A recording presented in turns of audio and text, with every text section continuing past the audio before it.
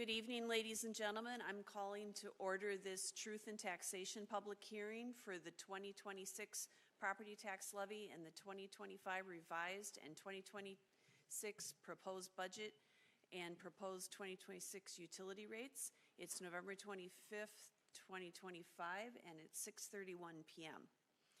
So tonight's meeting is to go over the local budget and levy so the public can have input before we do our final vote on December 9th. This is one part of the process, and before we begin that, I want to mention three other pieces of that process. One thing that a lot of people are not aware of is the state of Minnesota has a special Minnesota homeowners homestead credit refund. So if I'm going to just publicize that when you're doing your taxes next year.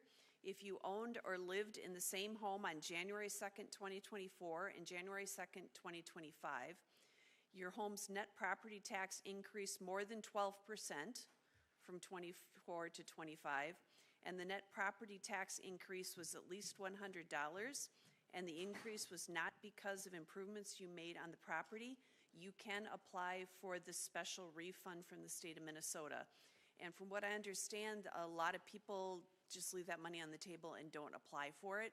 So I wanted to make sure people were aware of that.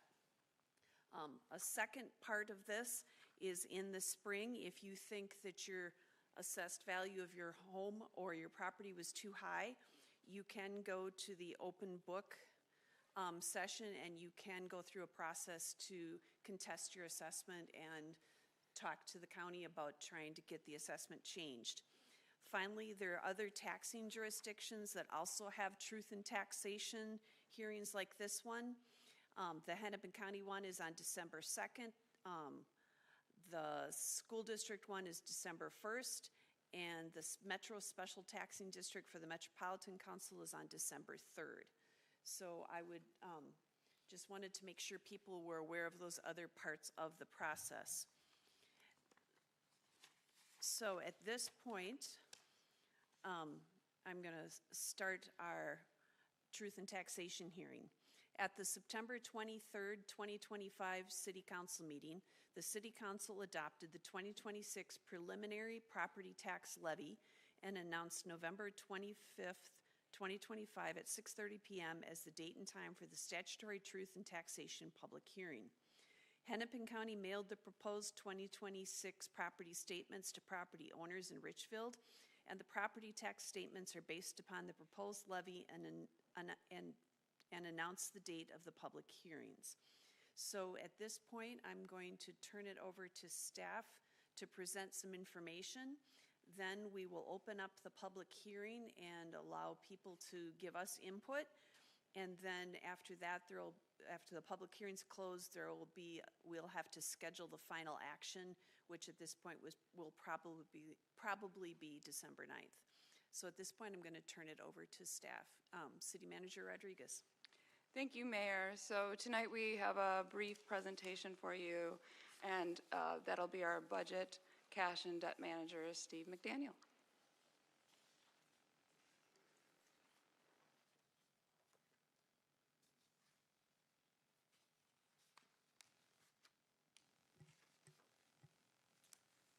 Good evening, Mayor and Council members. My name is Steve McDaniel, the Budget, Cash, and Debt Manager for the City of Richfield, and I'm here to present the 2026 budget as part of the Truth in Taxation meeting.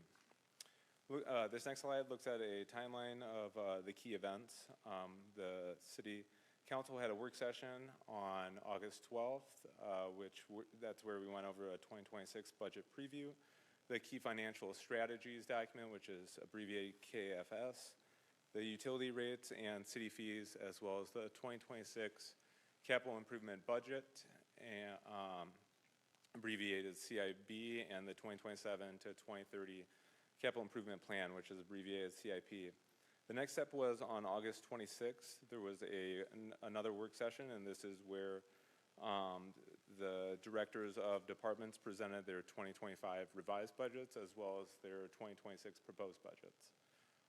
As mentioned, on September 23rd, the City Council adopted the preliminary tax levy, And here we are today for the Truth in Taxation meeting, followed by, as mentioned previously, 2 weeks from today, the City Council will certify the final levy, adopt the budget, and the CIP.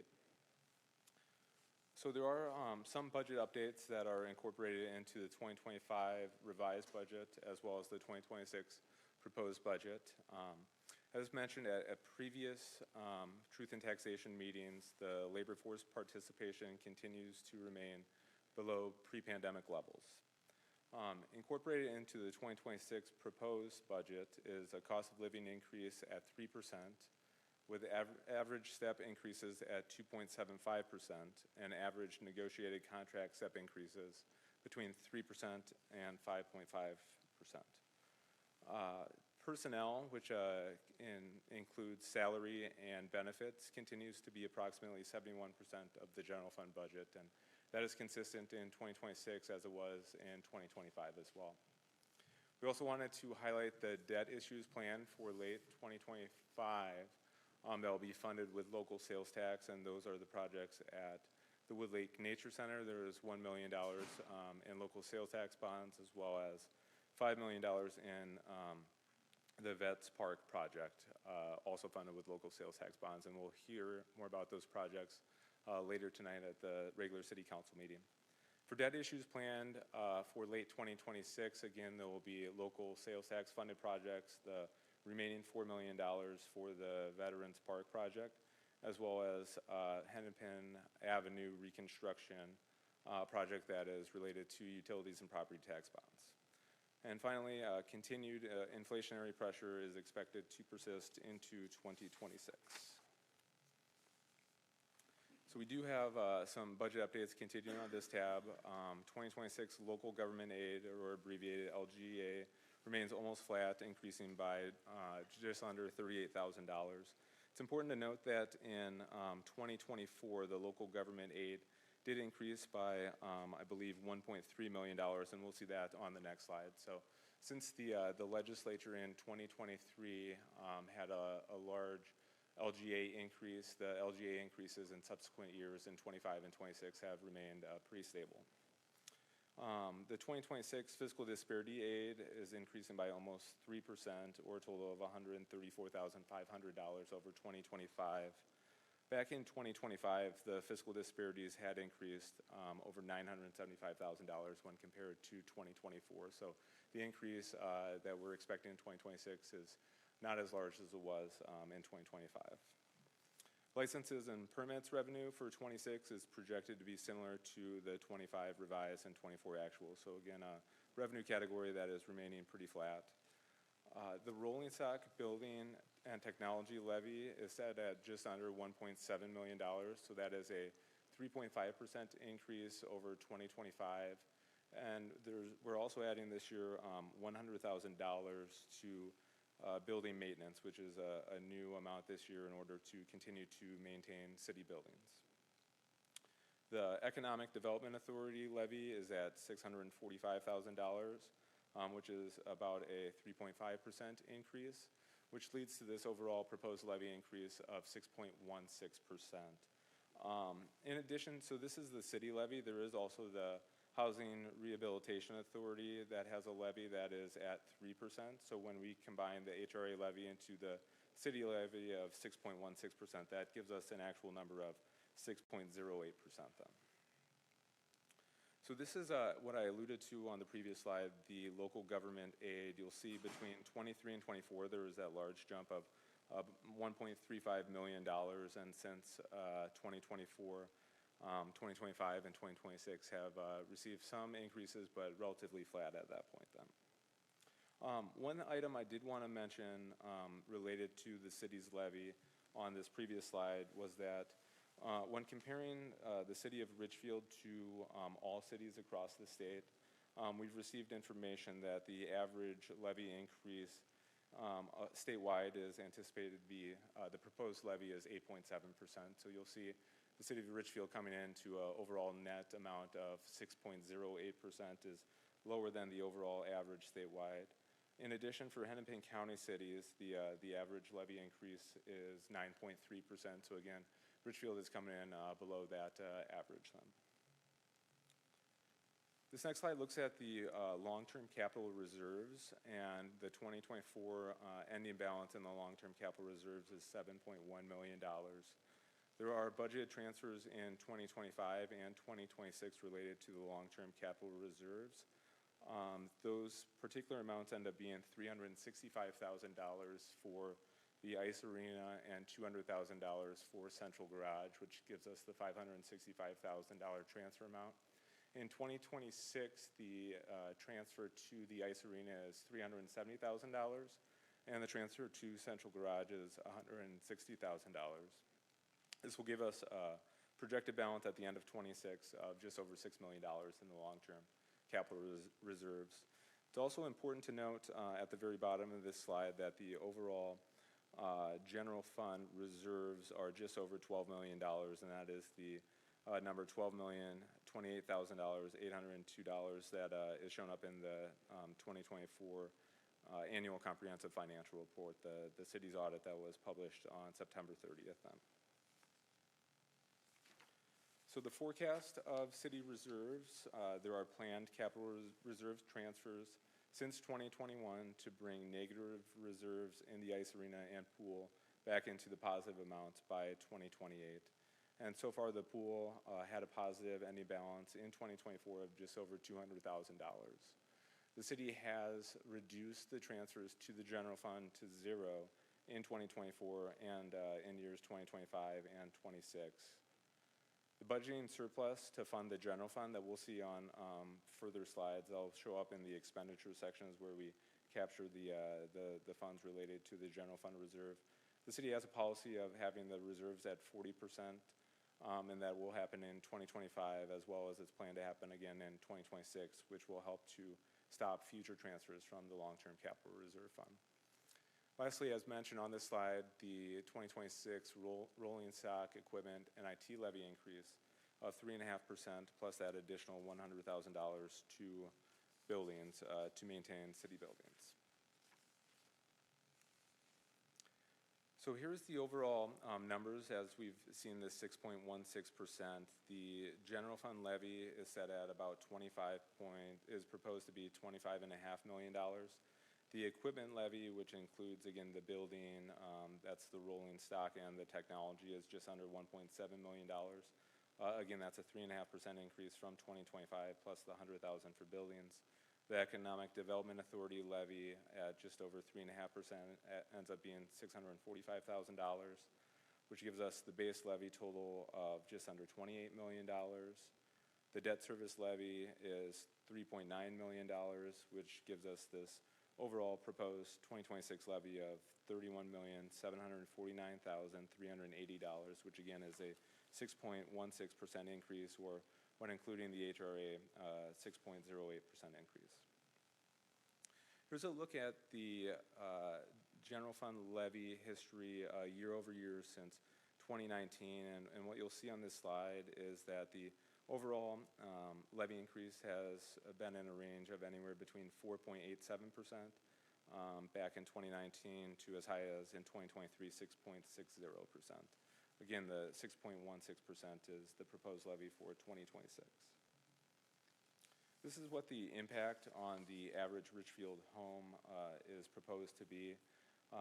Per Hennepin County, the average home in the city of Richfield is $319,000 is the property value, and in 2026, that proposed average home value has increased to $327,000.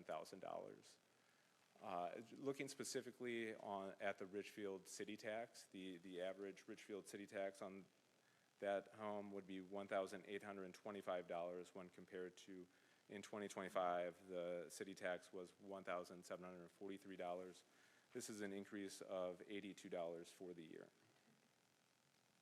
Again, those are the city of Richfield numbers. So the city of Richfield property tax is proposed to be about an $82 impact.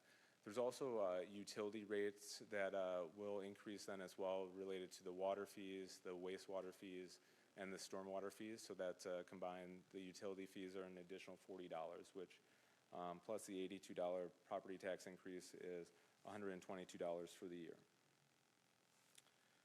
So here's a slide that shows the overall general fund budget. So previously we talked about the overall total levy, and looking at the overall general fund expenditures are anticipated to be 7.35% increase from the 2025 adopted budget. When comparing the 2026 proposed budget to the 2025 revised budget, there is an increase of 7.16%. These percentages typically end up being higher than the overall levy increase related to if there are grant expenditures. Those show up in the general fund grant expenditures, but there's also offsetting then grant reimbursements. And so the grant reimbursements help to offset those expenditures then. So that's why we have to show those expenditures, but this number typically is higher than the overall levy increase. This is a look at the overall general fund budget expenditure history since 2019, with an average increase of 5.25%. Again, this year in 2026, this increase from the previous slide for expenditures is over 7%, but again, as it relates to those grant expenditures and grant reimbursements, that's why this number tends to be higher than the levy increase. So here's a look at the general fund revenues by each specific category. For the 2025 revised versus the 2025 adopted budget, there is an increase in revenues of $56,538. And then what we'll see for the 2026 proposed budget, again, is this overall increase related to the general fund of 7.35%. Here's a pie chart that shows those overall percentage increases or percentages as a category of the overall general fund budget. And these percentages are typically, these categories remain pretty similar. You'll see that taxes has increased by 1%, licenses and permits has decreased by 1%, but overall, and comparing 25 to 26, the overall percentages remained about the same.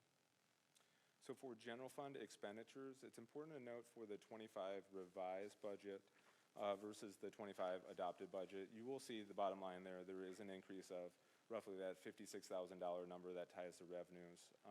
One important note here is the 40% fund balance reserve line has increased by $350,000. So essentially, expenditures, if you ignore the fund balance reserve at the bottom, expenditures have decreased versus what was adopted by about $300,000. If we then add in that $56,000 where revenues are exceeding 2025 adopted revenues, that ends up being this difference which needs to net to the bottom line, which goes to the fund balance reserve. So while this, there is an increase here, it's actually that expenditures have decreased. It's just that offset goes to the fund balance reserve.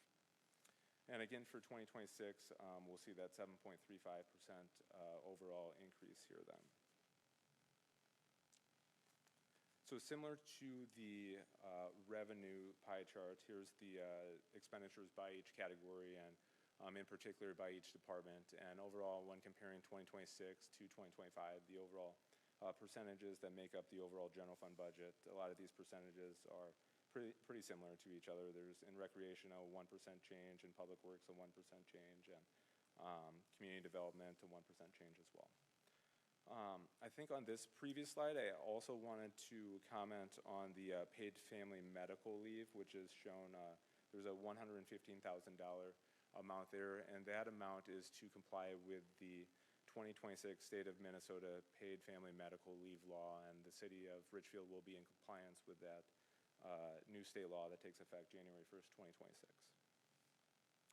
So there are some staffing updates incorporated into the 25 revised and 26 proposed budgets, and there are 2 full-time FTEs being added, one in the finance department and one in the public works department.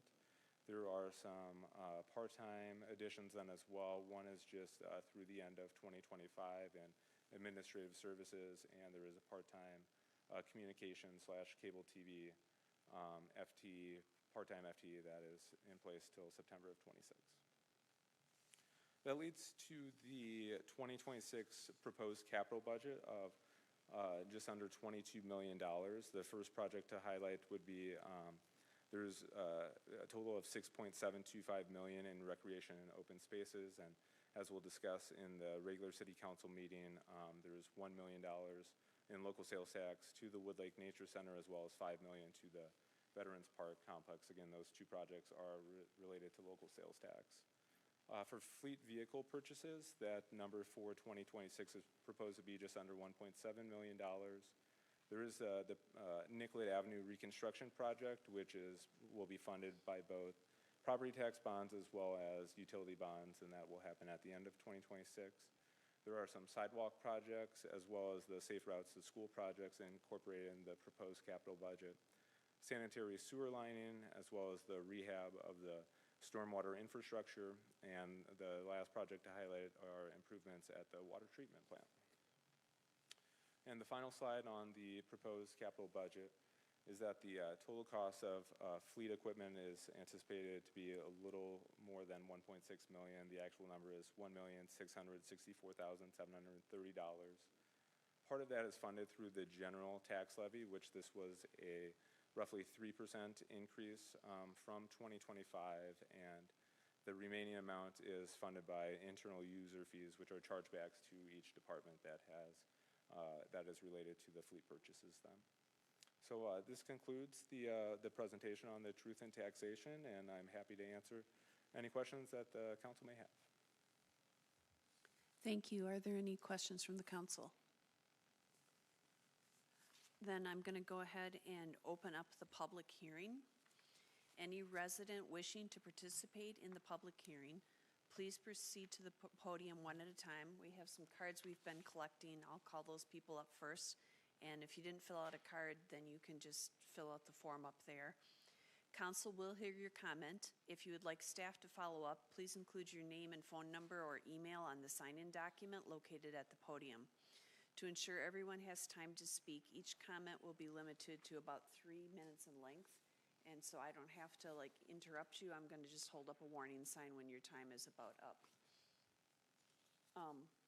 As a reminder to residents, this public hearing is time for the council to listen but not respond during your testimony. So if you ask questions, they may be addressed as part of the council discussion on the issue later in the meeting, or staff will follow up after the meeting.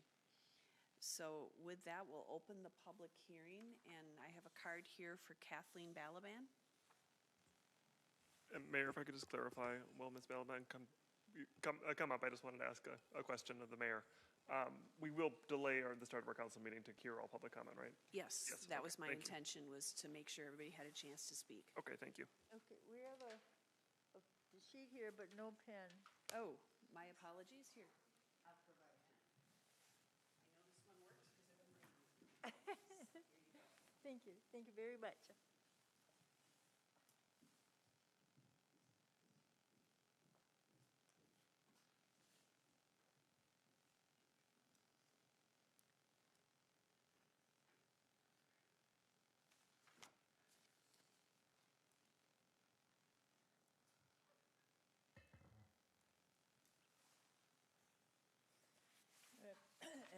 As mentioned, my name is Kathleen Balaban, and I do have my Hennepin County tax, proposed taxes. And I just did a quickie on this Ridgefield, between these two, meaning 25 and 26, and it's an 8% increase on my taxes. My tax value total is, I have a 23.6 increase between 25 and 26. That's a lot of money. That's a huge increase, 23.6. Now, I recognize that I can go to these other places and talk about it, but 8% on mine. Now, one of the things that I handed to you was compensation. Now, I asked the records department for 23 and 24, and I have not received it yet, but this speaks to what I call as a variable fixed expense.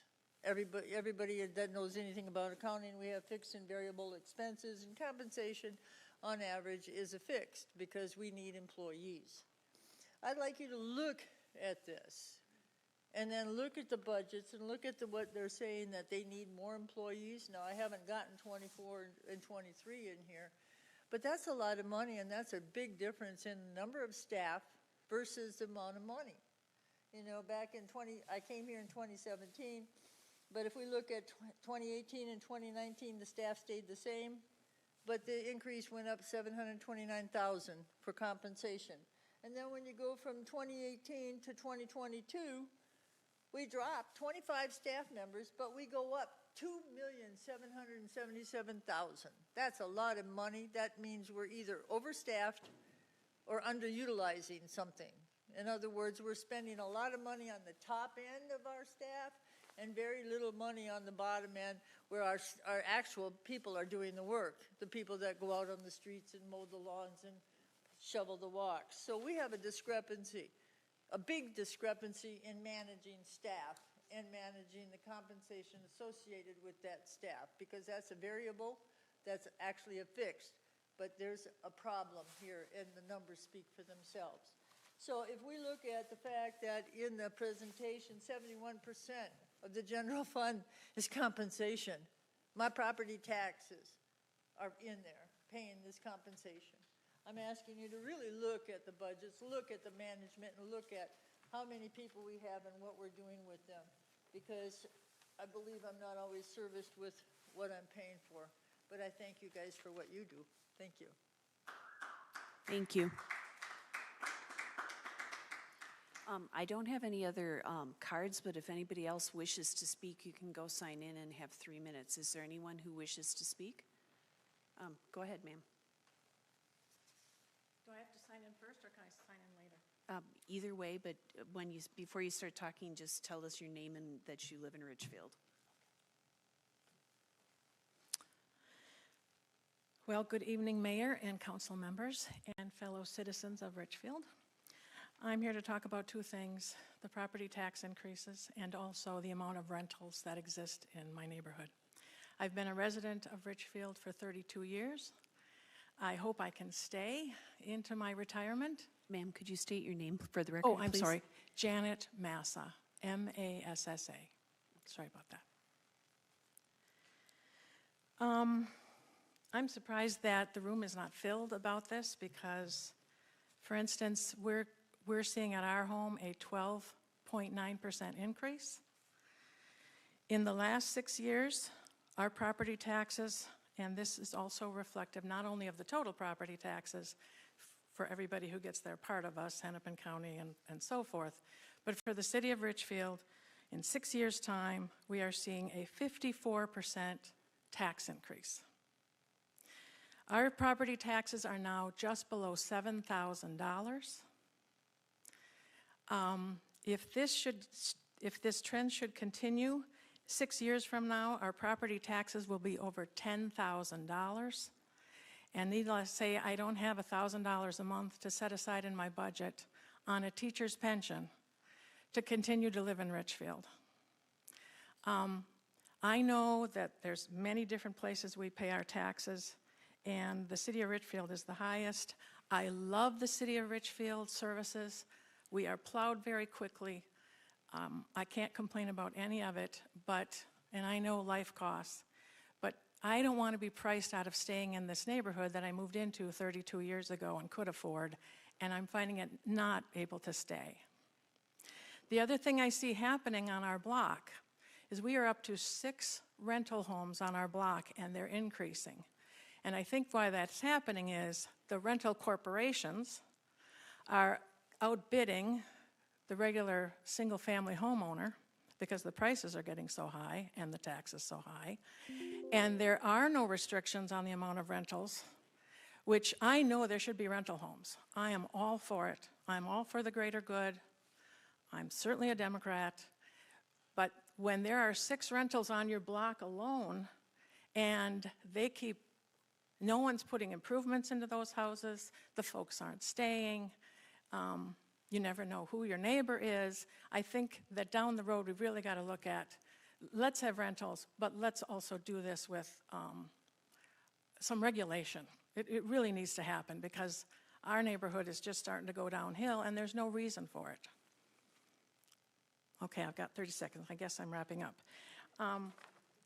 Anyway, something's got to give about property taxes. I cannot afford $7,000 next year, and I certainly can't afford $10,000 in 6 years. Our city of Richfield taxes have gone up in the last 5 years by $2,000. Okay, so just or 200%, I should say, over $1,000 in a 5-year period to the city of Richfield. Thank you. Thank you. Is there anyone else who wishes to speak? You can sign in and then state your name and that you live in the city of Richfield, and you'll have 3 minutes once you get started.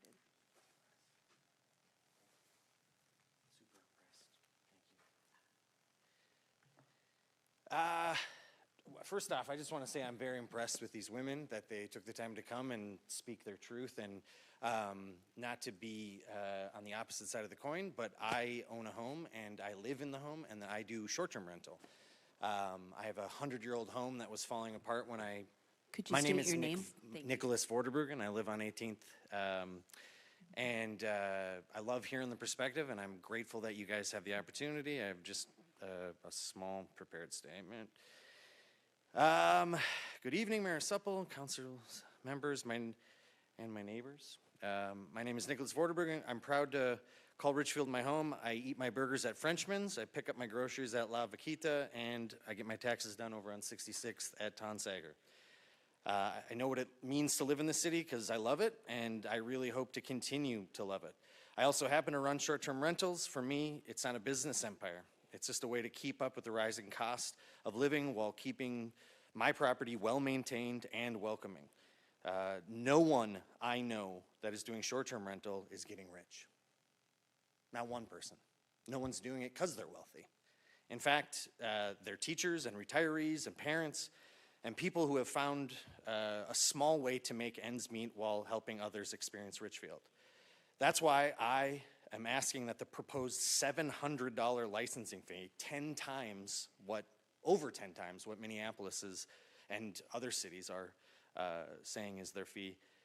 That's 3 car payments right when the holidays are due. It's, like, again, if you think it's some, crazy corporation that's running this, it's not. It's people.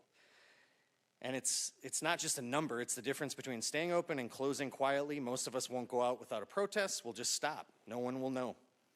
Not in a dramatic way, but just in a whimper. The fair and reasonable path forward for me is simple: to align short-term rental licenses with the existing long-term rental licenses of $190. That keeps things consistent and achievable for everyone. Katie Rodriguez was kind enough to share polling data with me, and that data suggests that less than 0.5% of residents have any issue with short-term rentals. Obviously, we could say the same thing about, the issues that people have with police, and 99.99% of the interactions are positive, but unfortunately, it's the ones that are negative that get the most attention. I'm here. My name's Nick. I grew up in Elk River. I live here now. I've always wanted to live in Richfield because I love to travel, and the airport always kind of attracted me. And my proposal is that an actual, not voluntary, but an enforced 1% lodging tax that the city actually follows through. The information that I've gotten from the council has said, oh, we just couldn't figure it out. We just got to figure it out. We want to be partners with the city. We want to be partners with our neighbors. If you come to my 100-year-old home, you will see that I put a ton of money into this place, and I want to be a part of Richfield. So thank you very much. Thank you. Is there anyone else who wishes to speak?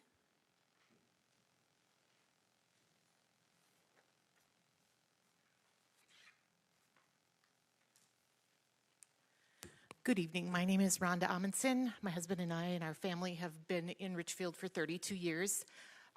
We enjoy the city very much, but we also are concerned with the tax increases steadily going up and up. We have paid for our house, but we're feeling now like we have an additional house payment just so that we can pay our property taxes. And we also have had, like one other mentioned, our taxes as the proposed for this year would be over a 12% increase just for the city taxes. So my suggestion would be that we get more creative with how we raise money. If we make Richfield a city where people want to be, we can create more income just by having more businesses come in. We can generate income in a way that doesn't impact our residents so greatly. We're taxing people out. And if we continue to do this, we aren't going to be able to call ourselves a city with affordable housing. Because the housing, we might get a price on a house that's affordable, but then we are taxing them out if we have increases so high each and every year. I don't think we can continue this way and still be a viable community where people can live and stay and retire. And I think that's what a lot of us would like to do. So I ask you to consider just being creative with some ideas, asking more businesses to get involved in our city so that we have a stronger tax base from our businesses, so we don't have to rely so heavily on our individual homeowners. Because most of us are here because we love the city and we want to stay here, but we want to be able to afford to stay here as well. So I thank you very much for your work, and yeah, I just ask that you get a little creative, see if we can do something different. Thank you. Thank you. Thank you. Is there anyone else who wishes to speak?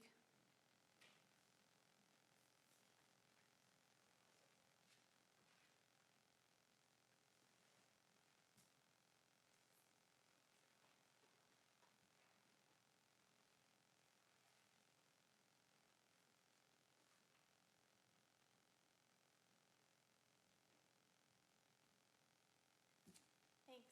I'm Brenda Lukey. I've lived in Richfield with my husband about 8.5 years. Can you step by the microphone so they can thank hear you. you? Okay. Hi, I'm Brenda Lidke. I've lived in Richfield with my husband for the past 8.5 years. We moved here because it was affordable. We've also seen our taxes steadily increase, and I reiterate what everybody else has set up here. We're worried about being taxed out eventually. We would love to live here, retire here. Our taxes have gone up 43% in the time we've been here. That's $1,000+ $1,500 extra that we have to come up with. Yes, obviously there's inflation, there's rising costs. We see in your budget the different items, but I would ask the council to think about ways to keep Richfield affordable. That is important to us. We're not Minneapolis, we're not Edina, we're not the other cities. We're a city that people can afford to be in their houses. And even though my property value has gone up, that doesn't help me because I'm planning on staying in my house, not selling it. So just having a higher value of my house that increases my tax base, that I pay higher taxes, makes it really challenging for me to think about how I'm going to budget, how I'm going to pay for these taxes when I'm a retiree on a fixed income. So I just wanted to make my voice heard that even though these small amounts look okay, 5-6% year after year, they're really adding up and really becoming a burden. Thank you. Thank you. Is there anyone else who wishes to speak? Go ahead.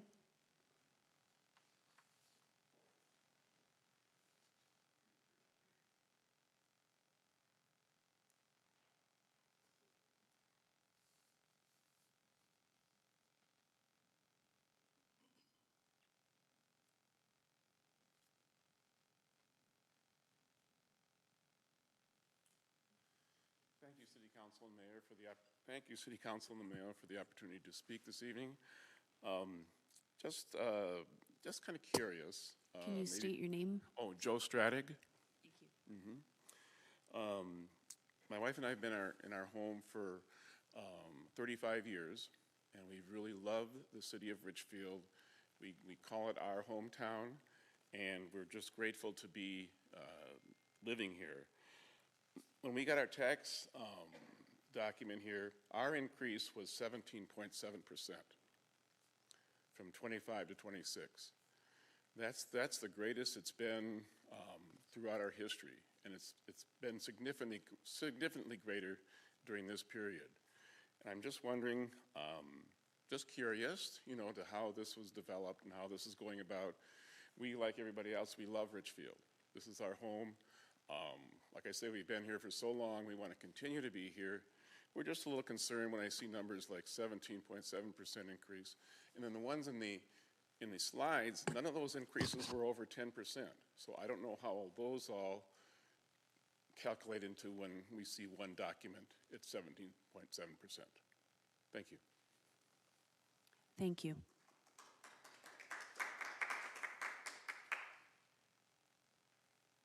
Is there anyone else who wishes to speak?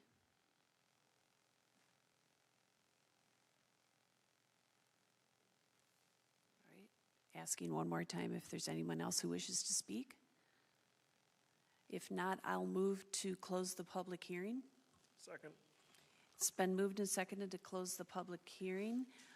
Is Councilmember Christensen here?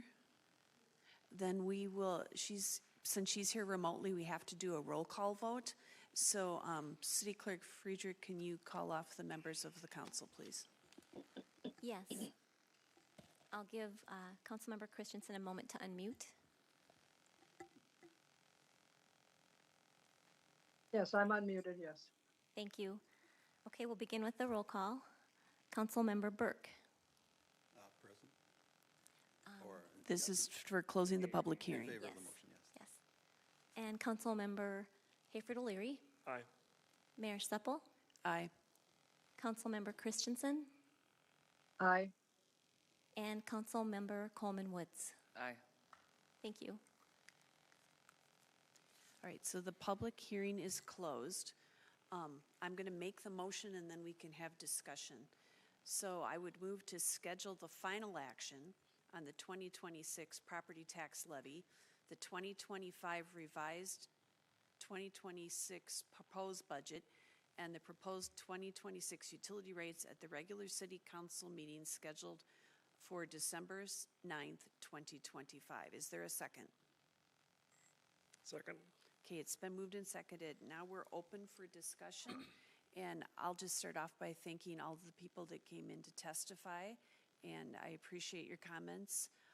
We are looking for feedback. If you have creative ideas that can help us, we're open to those. We're also conducting an essential services study to see if there are things, if we have to cut something out, what we would cut. And so when that analysis is done in the spring, we're going to be asking for your input too, if there are things that need to be cut as well. So thank you all for your input, and we would encourage you to keep contacting us, and if you have ideas, we're open to those. Now, are there other questions or comments that any council members had? Yeah, I would, fair to say that, while watching my grandmother raise me in our home, I saw my grandmother struggle to pay her property taxes year after year, and ultimately it was me moving in as a college student to pay rent to help her out. And so I do see where all of you are coming from, and so I hope that we can, that everybody fights for their fair share of what their property taxes should be. I know that for years our property taxes went up when we had made no home improvements, so I encourage everybody to continue to follow through the steps. Other comments or questions? Councilmember Burke? I just want to reiterate that in your statements, that very clearly states what processes you have and rights you have to challenge your individual assessment and individual taxes, and definitely encourage you to do so. For those of you who stepped up, and you were very articulate in how to look at the large situation with that same enthusiasm and articulateness, please bring that energy and effort to your individual situation. I wish you luck with it. Councilmember Hayford O'Leary? Yeah, I was going to say something similar to Councilmember Burke, but just as a reminder to those who talked about their taxes going up significantly higher than the average of the city, like people who are going up 18% when the increases are much lower, that definitely has to do with your property value as well. So if you do believe that your property value is inappropriate, you can challenge that for the following year, next spring. So I encourage you to do that if that is the case. Broadly, though, I sympathize. The situation is just, I realize our levy goes up every year faster, a little bit faster than inflation, a little bit faster than wages go up, and it becomes a larger share of your income. As Mayor Seppel mentioned, we have this essential services study, and we're going to try to look at what we can reduce. But the reality is there's nothing the city does that isn't important to somebody and isn't helping somebody's quality of life. So it is necessary to look at those things, but the reality is, as the presentation showed, that the largest expenditures are those things that are so essential to us operating. It's snowplows, it's police officers, it's firefighters. And those are things that are particularly challenging to cut, and those are also where most of our money goes. So this is just a difficult issue, and we recognize the burden it places on all of you, so thank you for coming. The question was asked about why, if the city is doing, say, a 6.16% increase, why do individual homeowners have 12% or 18% or 17%? There's a number of factors that go into that. One of the things that you might want to talk to your state legislators about, because they did something about this a couple of years ago and maybe they need to do it again, is there's a homestead credit exclusion. And as the value of your house goes up, you get less and less of an exclusion. So it may not be that the assessed value, that the taxes necessarily went up, but if you get less of an exclusion, then you end up paying more. I don't know if that made sense, but say if we did a 6% increase, but you lost a big chunk of your exclusion, then the overall amount you pay is going to go up higher. And I think that phases out at $517,000 for a house. But the closer you get to that, the less of an exclusion you get and the more you have to pay of the taxes. So that's something you might want to talk to legislators about. A couple of years ago, they adjusted that. So that might be something they need to adjust again. Other things have to do with how the houses that are selling in your neighborhood, and they look at the formula. And so if you've had people sell out and there's been a bidding war and it went for a high price, then that affects your value of your house as well. So it's good that you go to the open book in April and talk to the assessors and find out what factors are going into it. I went over last year and talked to them, and they explained to me exactly what went into why my house was assessed the way it is.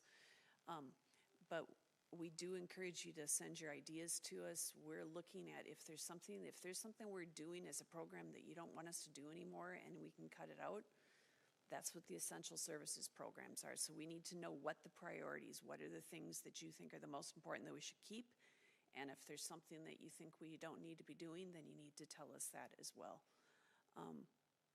But I would really want to reiterate that if you got more than a 12% increase, as several people testified, then you can look into getting that special refund through the Department of Revenue for when you do your taxes on the property tax relief, because it's made for just such those circumstances as those. Are there any other comments or questions? All right. Well, again, thank you everybody who testified. So the motion before us is to schedule the final vote and action on this for the 2026 property tax levy, the 2025 revised, the 2026 proposed budget, and the proposed 2026 utility rates at the regular city council meeting scheduled for December 9th, 2025. Is there any further discussion? Councilmember Christensen, did you have anything you wanted to add? No, I'm fine. All right, thank you. So we have to do a roll call, so I'll turn it back over to the clerk and we'll go through that. Thank you, Mayor Supple. We will start the roll call vote with, again, Councilmember Burke. Aye. And Councilmember Hayford O'Leary. Aye. Mayor Supple. Aye. Councilmember Christensen. Aye. And Councilmember Coleman Woods. Aye. Thank you. That concludes our vote. Thank you. And then I would entertain a motion to adjourn the Truth in Taxation hearing. I move adjournment. I second it. It's been moved and seconded, and it's not something we discussed, but we do have to take the roll call vote. So we'll go ahead and do that again. Okay. For our final vote for this meeting, it will be Councilmember Burke. Aye. Councilmember Hayford O'Leary. Aye. Mayor Supple. Aye. Councilmember Christensen. Aye. And Councilmember Coleman Woods. Aye. Thank you. This concludes our vote. All right, and the meeting stands adjourned. And we'll give it about 2 minutes, and then we'll start the council meeting.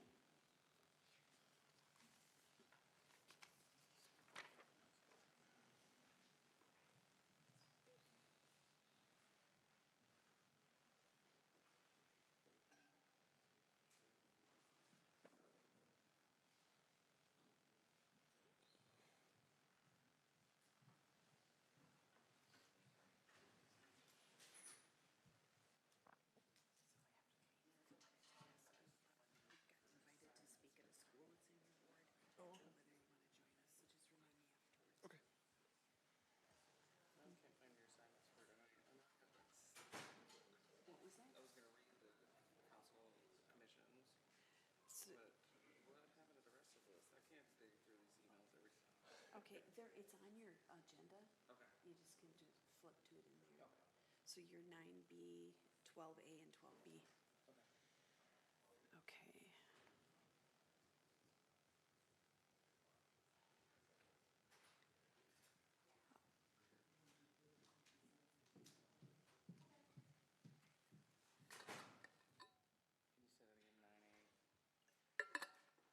You're doing 9B and 12A and B.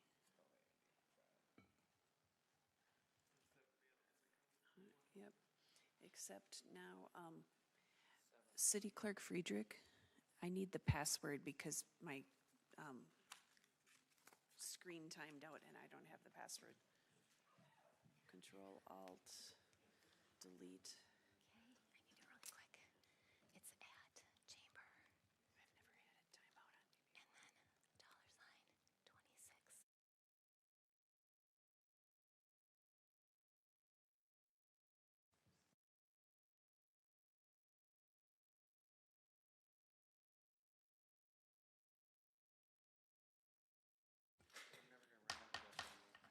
$26. Good evening, ladies and gentlemen. I'm calling to order this regular council meeting of the Richfield City Council. It's November 25th, 2025.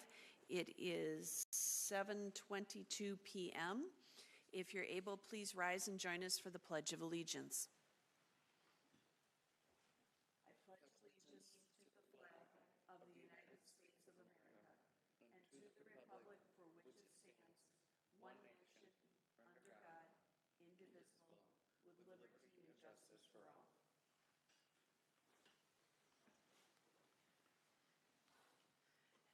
Thank you. Our first item of business is approval of the agenda. I move approval of the agenda with the removal of item 7B, which is a request from staff. All right. Is Second. there a second? Second. Okay, so it's been moved and seconded to approve the agenda and to pull item 7B off of the consent calendar and move that down to item 8. Is there any discussion? All right, then, since Councilmember Christensen is joining us remotely, we have to do a roll call vote. So all in favor of approving the agenda, we'll let the clerk go through the roll call. Sounds good. We'll begin our roll call vote with Councilmember Burke. Aye. Councilmember Hayford O'Leary. Aye. Mayor Supple. Aye. Councilmember Christensen. Aye. And Councilmember Coleman Woods. Aye. Thank you. All right, the agenda has been approved. Our next item is approval of the minutes from the work session meeting from November 12th, 2025, the regular city council meeting from November 12th, 2025, and the special meeting from November 15th, 2025. Also move. Second. It's been moved and seconded. Is there any discussion? All right, so we'll call the roll. Councilmember Burke. Aye.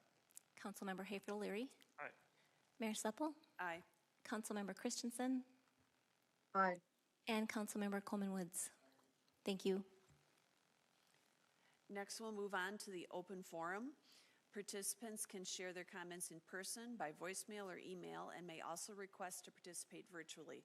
For more information on submitting comments, refer to the council agenda and minutes page on richfieldmn.gov/citycouncil.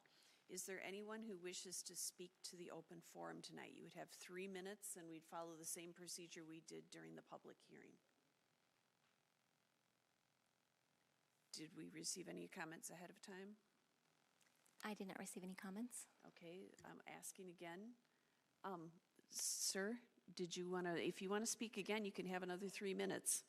So just state your name and I apologize, the other meeting was this one, I thought this was the other meeting.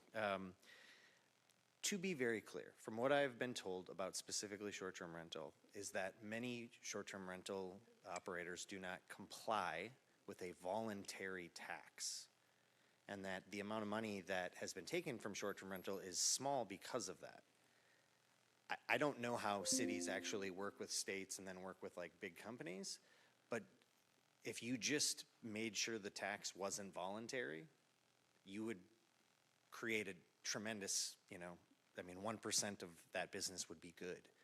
You have,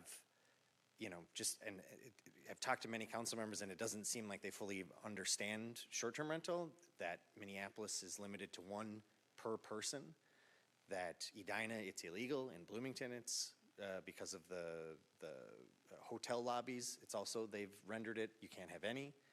And I like that people should be able to do what they want with their own homes. I also am for not having these corporations come in and buy up these houses for long-term rental or short-term rental. I like people that are living in their homes and then they rent out a room.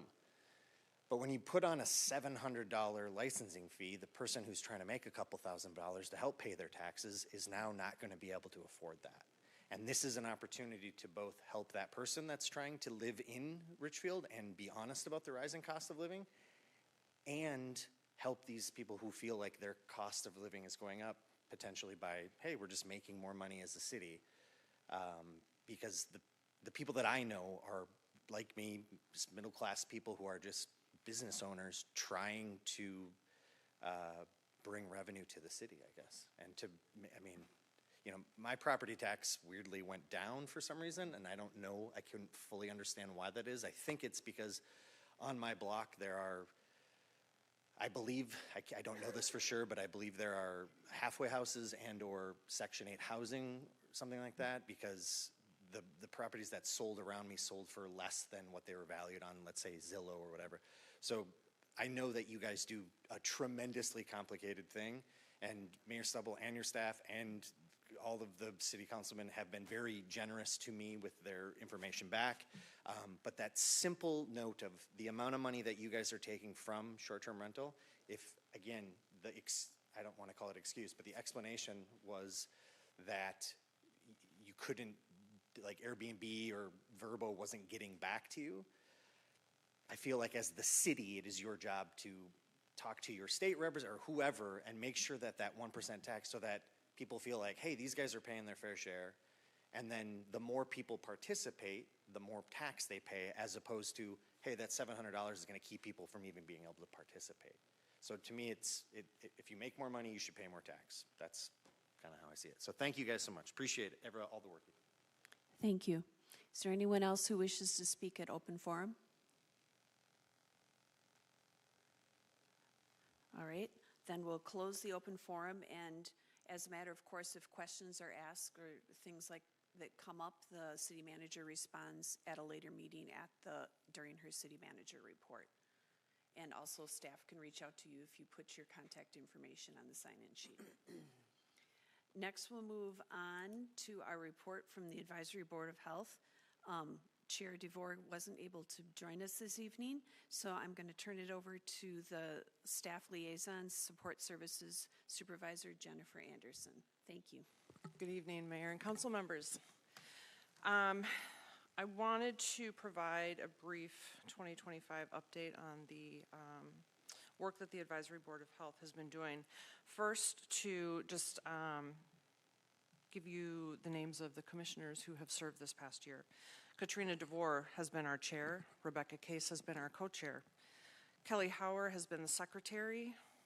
Rachel Decker, Marcel Johnson, Pixie Pixler, and Joel Schleisman. The Richfield Advisory Board of Health meets 7 times a year and advises and makes recommendations to the council on matters relating to health and health policy. Some of the 25 highlights have included the addition of 2 members this past year, Rachel Decker and Marcel Johnson. A presentation by Bloomington Public Health on the Community Health Assessment. That is a comprehensive report of the health of people who live in Bloomington, Edina, and Richfield to identify key health needs, priorities, and disparities. As you can imagine, mental health and housing remain at the top of that list. The Cannabis and Substance Use Prevention Grant was provided by the Minnesota Department of Health. The majority of that is going to pay for services provided in Richfield by Bloomington Public Health. However, we were able to secure $20,000 of that funding for the advisory board to do with a project that they were interested in doing. And so that is the creation of a cannabis education and prevention website, which will be launched hopefully by the end of the year. We've been working with a web developer, and part of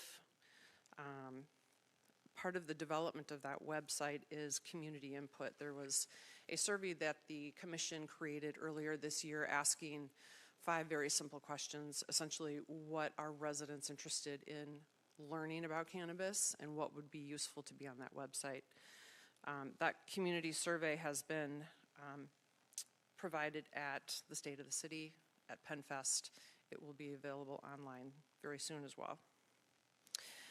They heard a presentation of the Environmental Health Food Program run by Bloomington Environmental Health. They provide our food pools and lodging inspections. They also provide a snapshot of health issues that arise from norovirus and things like that within our restaurants. They awarded Broadway Pizza and Dairy Queen Food Service Awards. They were also, the 3 commissions hosted a joint advisory board meeting. That focus was mental health, youth mental health. They participated at PennFest, and as well as the first mental health summit hosted by the cities of Bloomington, Edina, and Richfield late this fall, of which all 3 mayors were present. Mental health and cannabis were the 2 issues where most of the focus was spent this year, and looking forward to 2026, mental health will likely remain a priority, along with the refinement of the new cannabis education and prevention website. Any questions? Did we have any questions? Thank you for all of the work that you all have been doing. I was excited to hear about the cannabis education website. One of the commissioners was interviewing and was telling us all about it, so we heard about it during commission interviews. And also thank you for the work for the Mental Health Summit. That was an extraordinary experience and lots of great information. All right, any other questions? All right, thank you. Next, we'll move on to the consent calendar, and to remind you that we have pulled item B. City Manager Rodriguez. Thank you, Mayor. The consent calendar contains several separate items which are acted upon by the City Council in one motion. Once the consent calendar has been approved, the individual items and recommended actions have also been approved. No further council action on these items is necessary. On tonight's consent calendar, item A, approve disbursements and claims. Item C, consider approval of a resolution granting a 1-year time extension for Astor Commons. Item D, consider approval of the Sentencing to Serve Program Services Agreement between Richfield and Hennepin County for calendar years 2026 and 2027. Item E, consider approval to forgive 2 internal ice arena loans totaling $472,170 with a transfer from long-term capital reserves. Item F, direct staff to adjust the 2025 revised budget and transfer $1.8 million from the Elections Fund to the Long-Term Capital Reserves Fund and designate the fund balance to future government building capital projects. And I submit these items for your consideration as part of the consent calendar. Is there a motion to approve the consent calendar? I move the consent calendar as read. I'll second it. Okay, it's been moved and seconded. Is there any discussion? I will say I was happy to see some of the long-term planning discussions being implemented, so glad to see that's all happening. Any other discussions? All right, then we'll have a roll call vote on the consent calendar. Councilmember Burke. Aye. Councilmember Hayford Leary. Aye. Mayor Supple. Aye. Councilmember Christensen. Aye. And Councilmember Coleman Woods. Aye. This concludes our vote. Thank you. The consent calendar has been approved. Next, we're going to move on to the item that was pulled, 7B. And I'm going to ask City Manager Rodriguez to read the executive summary for that, please. Yes, thank you, Mayor. Richfield City Ordinances requires the City Council to conduct a public hearing to consider the pawnbroker license renewals and a date to be set for the public hearing. This request was to set the approval to set the date for the public hearing, and originally we were asking that it be set for December 9th, 2025 to consider this license renewal. We ask that the item be pulled off of consent due to a staff error in submitting the public notice for a public hearing by a required date to the newspaper. So we're recommending that we now set the date for January 13th, 2026. And because we're pushing out the public hearing to January 13th, 2026, we're also asking that the motion would include extending the current 2025 license to January 14th, 2026.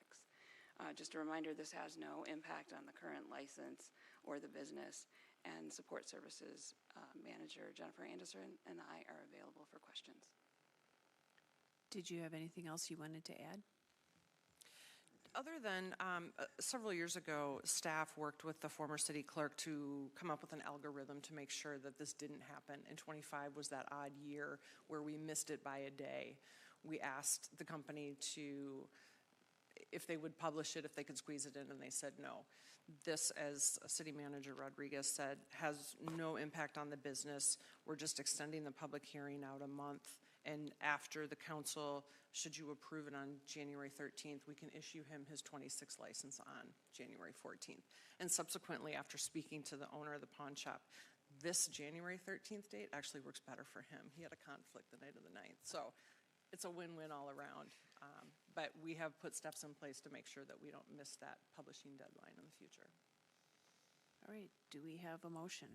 Yeah, I move that we approve setting a public hearing to be held on January 13th, 2026, to consider the renewal of the pawnbroker license for 2026 for Metro Pawn and Gun Incorporated, and to extend their 2025 pawnbroker license to January 14th, 2026. Second. It's been moved and seconded. Is there any discussion? Then we'll take the roll call. Councilmember Burke. Aye. Councilmember Hayford-Leary. Aye. Mayor Supple. Aye. Councilmember Christensen. Aye. And Councilmember Coleman Woods. Aye. Thank you. This concludes our vote. Thank you. So we have passed that item. Next, we'll move on to public hearings, and I'll turn it over to item 9A to Councilmember Hayford-Leary. Thank you. This item will be a public hearing regarding an amendment to the 2022 spending plan for unobligated tax increment.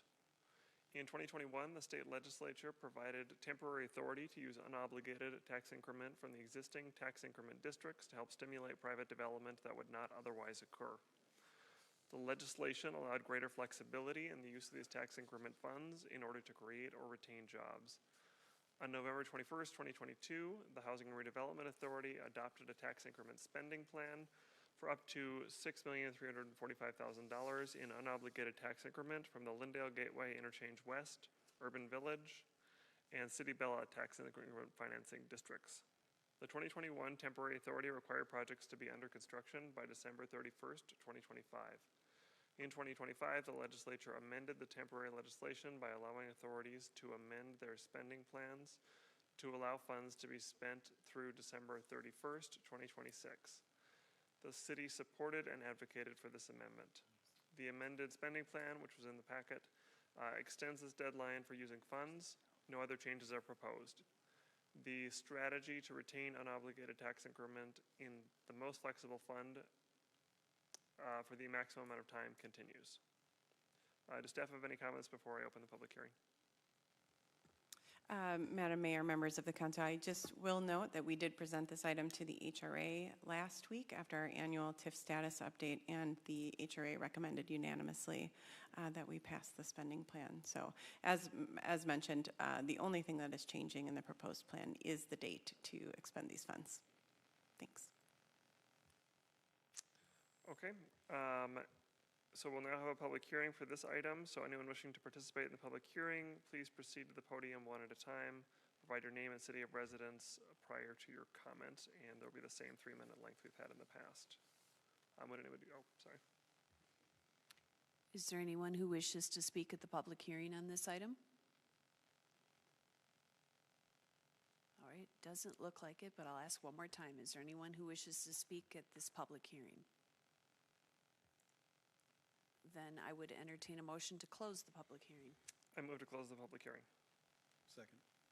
It's been moved and seconded. Is there any discussion? Please call the roll. Thank you. Thank you, Mayor. Councilmember Burke. Aye. Councilmember Hayfield O'Leary. Aye. Mayor Supple. Aye. Councilmember Christensen. Aye. And Councilmember Coleman Woods. Aye. Thank you. This concludes the vote. All right, I move that we approve a resolution amending the tax increment spending plan. Second. It's been moved and seconded. Is there any further discussion? Please call the roll. Thank you. Thank you, Mayor Supple. Councilmember Burke. Aye. Councilmember Hayfield O'Leary. Aye. Mayor Supple. Aye. Councilmember Christensen. Aye. And Councilmember Coleman Woods. Aye. Thank you. Next, we'll move on to item 9B. Councilmember Coleman Woods. Thank you, Mayor. On August 29th, 2025, the city received the application materials for new on-sale wine and 3.2% malt liquor licenses for Brim 2 LLC, doing business as Brim Restaurant, located at 2910 66th Street West. All required information and documents have been received and all licensing fees have been paid. The public safety background investigation has been completed, and there is nothing in the report that would cause the public safety director to recommend denial of the requested licenses. And staff, is there any additional information? Mayor and Council, we were made aware just recently that the owner of Brim was not going to be able to be present tonight. They wanted to know, would we have to push the public hearing back? This does happen occasionally, so they will not be present. They didn't have any statement. You can proceed as normal. Okay. Any resident wishing to participate in the public hearing, please proceed to the podium at one time and provide your name and city of residence prior to your comment. Council will hear your comment. If you would like to have staff to follow up, please include your name and phone number or email on the sign-in document located at the podium. To ensure everyone has time to speak, each comment will be limited to 3 minutes in length. As a reminder to residents, the public hearing is a time for council to listen but not respond. If questions are asked, they may be addressed as part of the council discussion on the issue, or staff will follow up after the meeting. And the public hearing for Brim Restaurant is now open. Is there anyone who wishes to speak? Anyone who wishes to speak? It doesn't look like we have any speakers, so a motion would be in order to close the public hearing. I move to close the public hearing. Second. It's been moved and seconded. Is there any discussion? Please call the roll.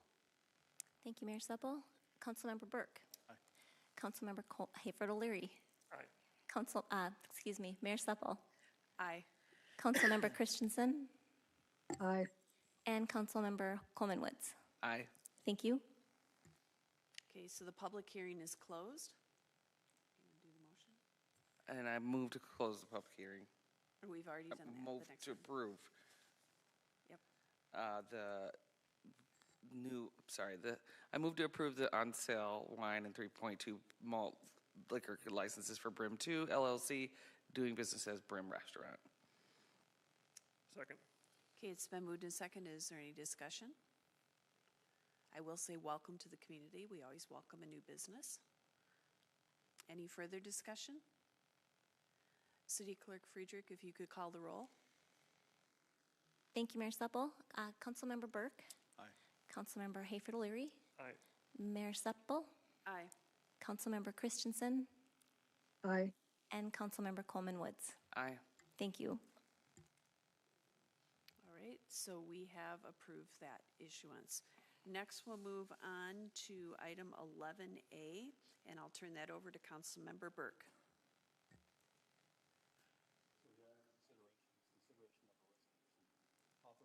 Decertification of tax increment financing district number 2020-2. On January 26, 2021, City of Richfield created tax increment financing, or TIF, district number 2020-2, EMI. The redevelopment TIF district was intended to provide assistance necessary to construct a mixed-use project on property located at 101 66th Street East. Several obstacles, including increased construction and material costs, have forced the developer to abandon the project. As of the end of the year, there will be no outstanding obligations related to the TIF district, and no project could take place prior to statutory deadlines. Staff and the Housing and Redevelopment Authority's financial consultant recommend that the TIF district be decertified. Staff have anything to add? Yes, thank you, Madam Mayor, members of the council. I will just remind you and anyone watching that this is a privately owned parcel. And so while there is no longer any obligation to provide a financial commitment, the city doesn't have the authority to go in and make something else happen at this location. The property remains for sale, and when the property owner or a new owner comes in with a new proposal, we will evaluate it as we would any other proposal for a new land use in the city. Thank you. Thank you. So I make the motion to approve a resolution authorizing the decertification of Tax Increment Financing District number 2020-2, EMI. Second. It's been moved and seconded. Is there any discussion? All right, then we'll take the roll. Thank you, Mayor Supple, and that will be Councilmember Burke. Aye. Councilmember Hayford O'Leary. Aye. Mayor Supple. Aye. Councilmember Christensen. Aye. And Councilmember Coleman Woods. Aye. Thank you. So the motion has passed. Next, we'll move on to item 11B. Councilmember Hayford O'Leary. This item is to consider resolutions approving the decertification of the Lindale Gateway Interchange West and Urban Village Tax Increment Financing Districts. Lindale Gateway Interchange West Tax Increment Financing District is a redevelopment district that was created to facilitate the site assembly for the Best Buy headquarters and facilitate redevelopment along Lindale Avenue that created the Main Street Village Senior Housing Development and Castile Place Townhomes. The TIF district was created or certified on June 14th, 1999, and is required to decertify by December 31st, 2025. The tax increment revenue generated was pledged to repay general obligation bonds related to the new Penn Avenue Bridge over Interstate 494, and to make payments on pay-as-you-go notes to Best Buy and the housing project to assist in the cost of redevelopment. Final payment on the bonds was made in February. This obligation has been fully satisfied. There remain significant outstanding balances on the pay-as-you-go notes. However, neither the city nor the Housing and Redevelopment Authority are obligated to pay this amount, and all obligations are considered to be met. There is estimated to be $1,471,929 in additional tax capacity in 2026 due to the decertification of the TIF district. The estimated value of properties within the TIF district has increased by approximately $70.5 million over inflation-adjusted original market values. The Urban Village TIF district is a redevelopment district that was created to facilitate the mixed-use development located on the southeast corner of Lindale Avenue and 66th Street. The development includes Woodlake Center, the Oaks on Pleasant Apartments, and BMO Bank. The TIF district was certified on July 15th, 1999, and is required to decertify by December 31st, 2025. The tax increment revenue in the form of pay-as-you-go notes was paid to the developer to assist with property acquisition and excess site development expenses. While there remain significant outstanding balances on the second pay-as-you-go note, neither the city nor the HRA are obligated to pay this amount, and all obligations are considered to be met. Decertification of the Urban Village TIF district will result in an estimated $1,012,829 in additional tax capacity in 2026. The estimated market value of properties within the TIF district has increased by approximately $58 million over original market values. Both districts have reached their statutory limits. It has been City Council policy to adopt a resolution when decertifying TIF districts, although this is not required. Does staff have anything to add prior to me making a motion? I do not, thank you. Can I ask one question? It refers to PAYGO notes here. Can you explain how those work? Yes, thank you, Mayor, members of the council. A PAYGO note is the way that we have chosen oftentimes to contribute to redevelopment and housing projects. It is a way when a project is completed, we issue a pay-go note. It's a pay-as-you-go note. It means that as taxes are paid on the inflated or on the new value of the property, that tax increment is then refunded to the developer. What it means is that the risk of the payment going to the developer is on the developer. The city is not obligated to make those payments if the value does not increase as anticipated. Does that answer the question, or would you like additional details? No, that was fine. I just think that we sometimes speak in a lot of jargon and people may not know what that was about, so I wanted to clarify. Yes, thank you. All right, I move that we approve a resolution approving the decertification of the Lindale Gateway Interchange West Tax Increment Financing District. I'll second that. It's been moved and seconded. Is there any discussion? I was pleased to see the additional tax capacity going back on the tax rolls. So if there's no further discussion, can you please call the roll? Thank you, Mayor Supple. Yes, Councilmember Burke. Aye. Councilmember Hayford O'Leary. Aye. Mayor Supple. Aye. Councilmember Christensen. Aye.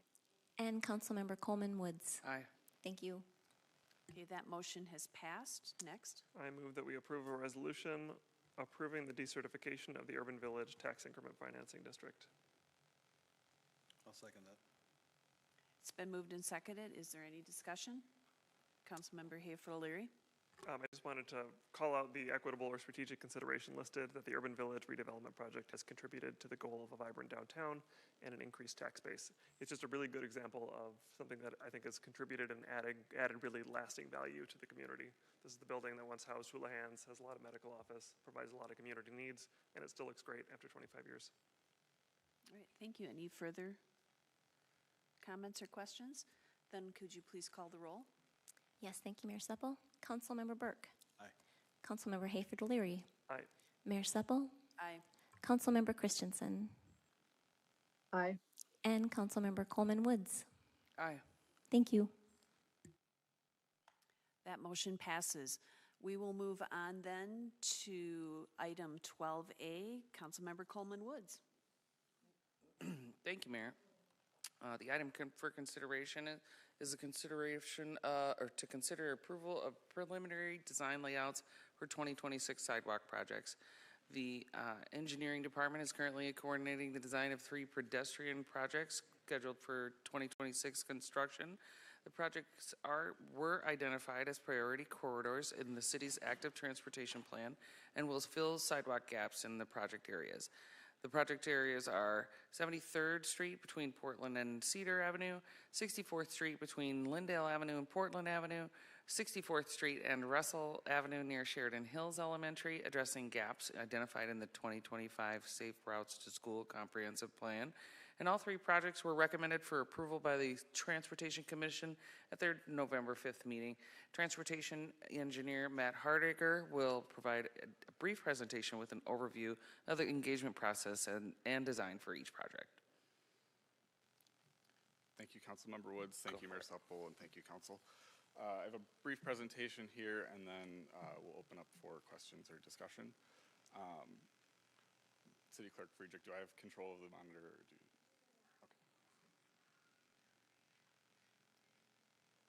So this is just a quick map to show an overview of the 3 different project locations that Councilmember Coleman Woods identified in the executive summary here.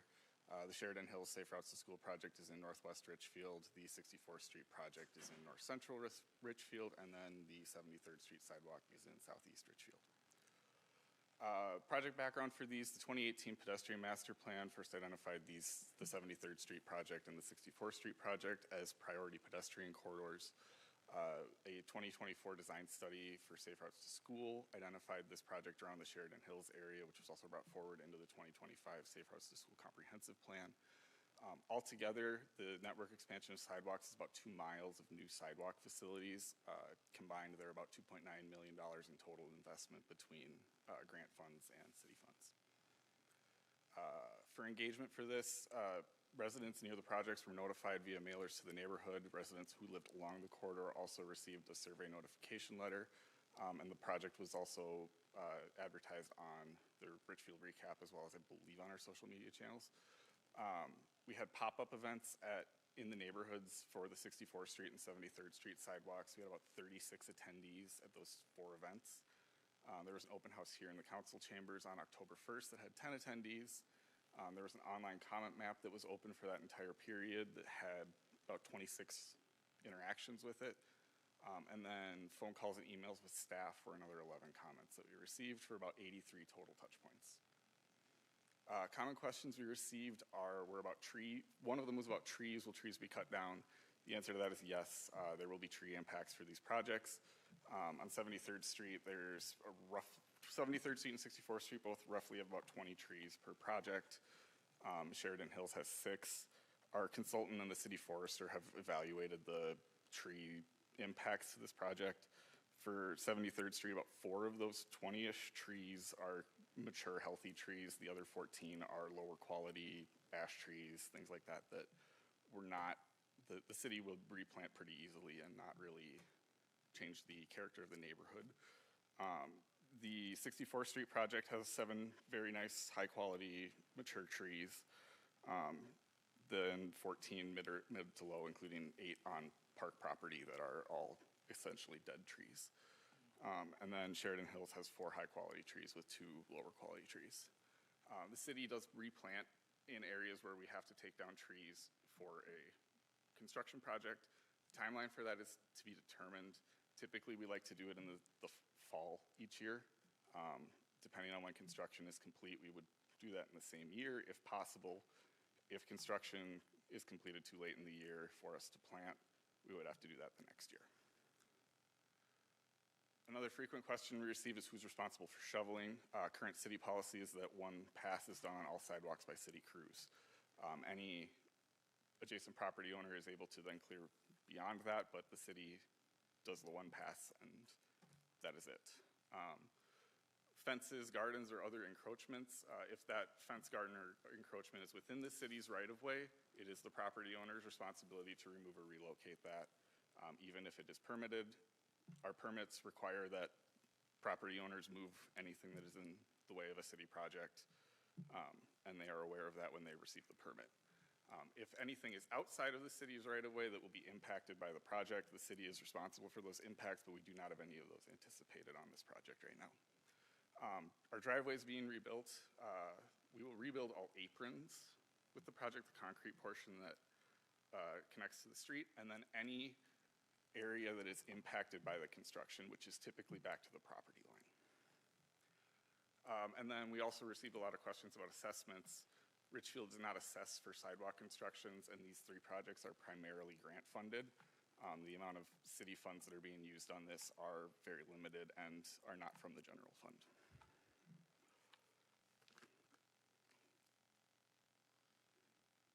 I'm going to go over the scope of the 3 projects very quickly. 73rd Street has 3 distinct segments based on the design here. So the west segment from Portland to 12th, a 6-foot walk with a 6-foot boulevard area is proposed on the north side of the road. This includes moving the curb line to the south and removing the existing parking lane. This area is a very tight right-of-way. It's 60 feet wide, and the existing road is about 44 feet of those existing 60 feet. So there's not a lot of room to build the sidewalk without moving the curb. The middle segment of this from 12th to about 72nd Street, we're planning to build an 8-foot path with a 4 to 6-foot boulevard on the north side of the road. This matches the asphalt path to the northeast of there, creates a continuous off-street bike facility between 12th Avenue and Cedar Avenue. And then, like I said, it will connect into the east segment where we would plan to rehabilitate the existing path, rebuild pedestrian ramps that are non-compliant, and very limited scope of work through that area.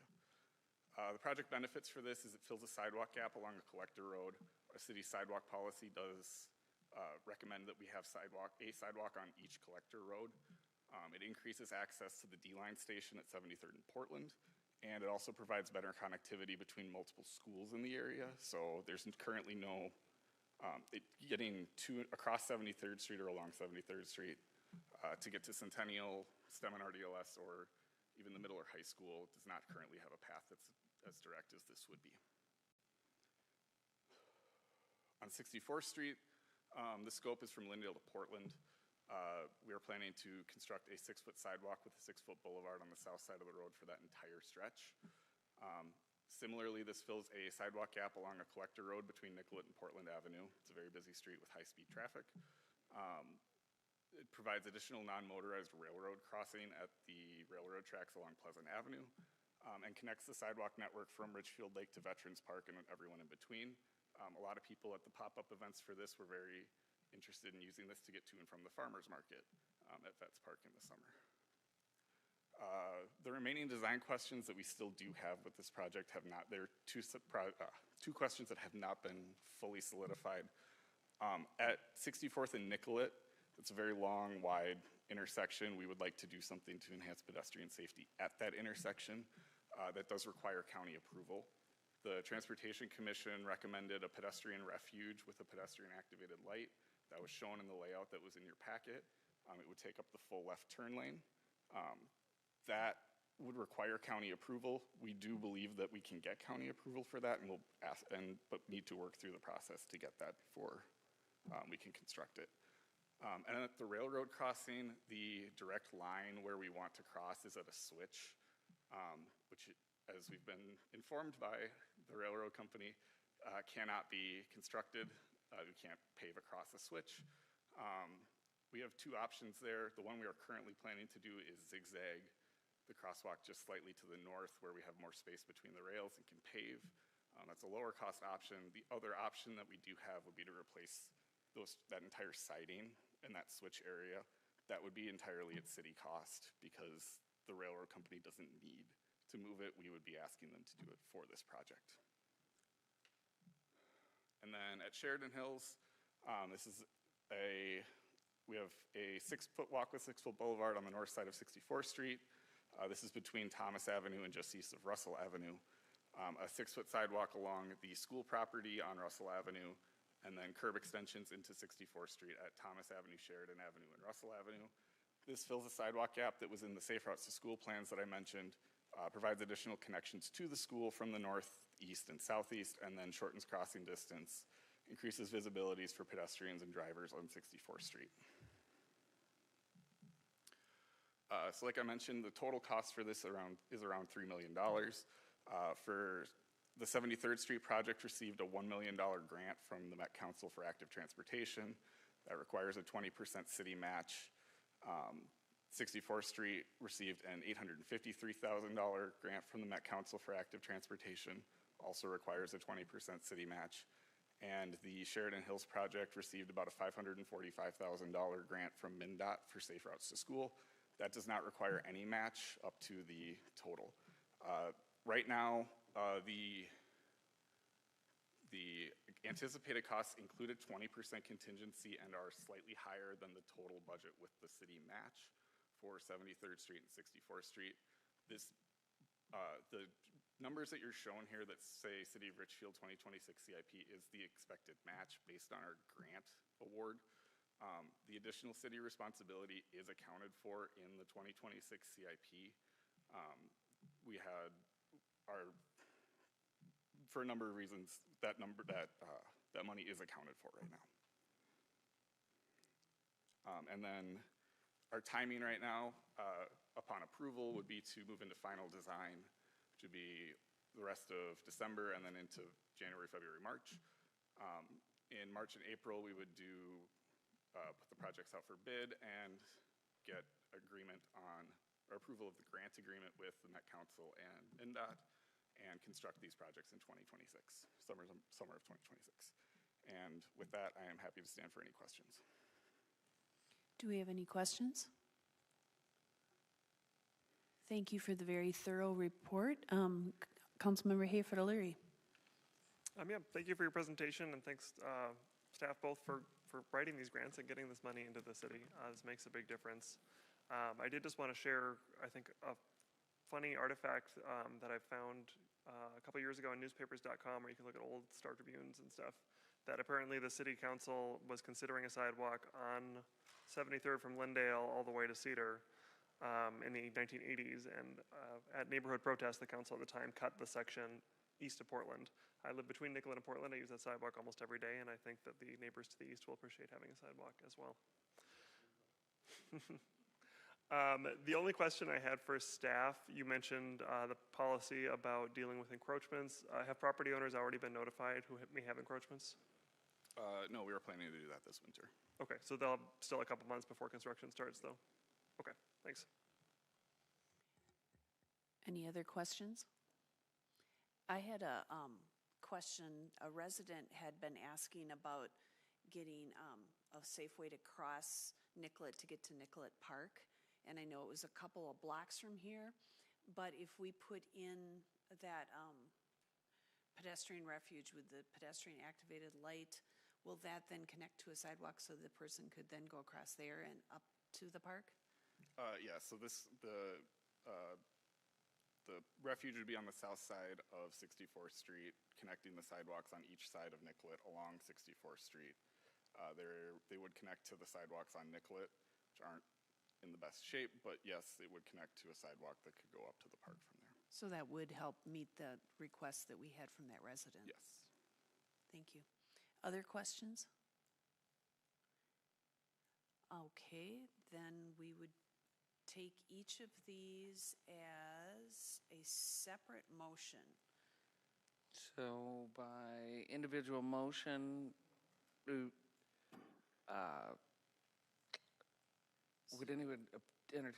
entertain a motion to approve the preliminary design layouts for 2026 projects. First, we'll go with 73rd Street from Portland Avenue to Cedar Avenue. Is there a second? I'll second. All right. It's been moved and seconded to approve that portion of the project. Are there any additional questions for that one?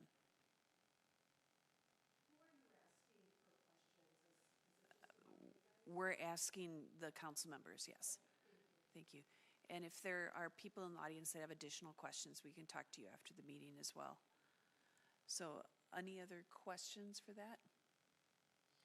All right, could you please call the roll for the first motion? Yes, thank you, Mayor Supple. Councilmember Burke. Aye. Councilmember Hayford O'Leary. Aye.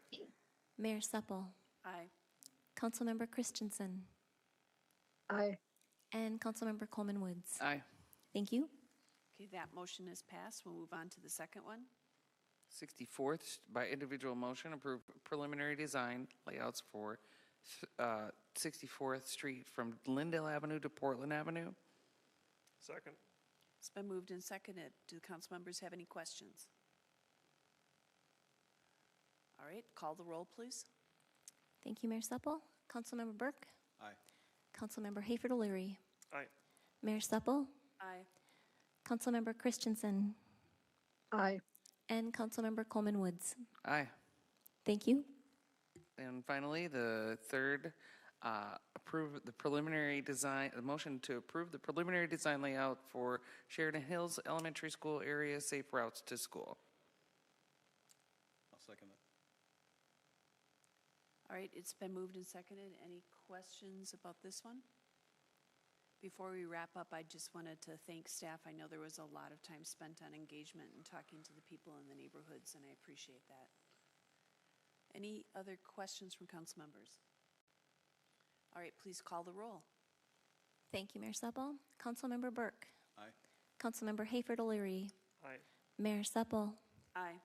Councilmember Christensen. Aye. And Councilmember Coleman Woods. Aye. Thank you. That motion has passed. Next, we'll go on to item 12B.